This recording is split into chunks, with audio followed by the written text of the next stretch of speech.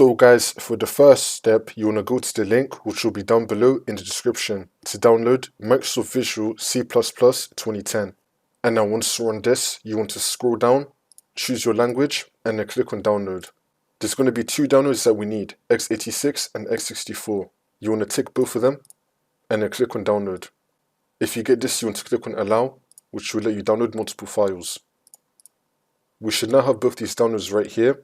You want to right click on one of them, and then click on show in folder. And we should now be in our downloads folder with both these downloads. We're going to install both of them one by one. I'm going to start with x64. I'm going to double click on it. And now once this comes up, you want to click on yes.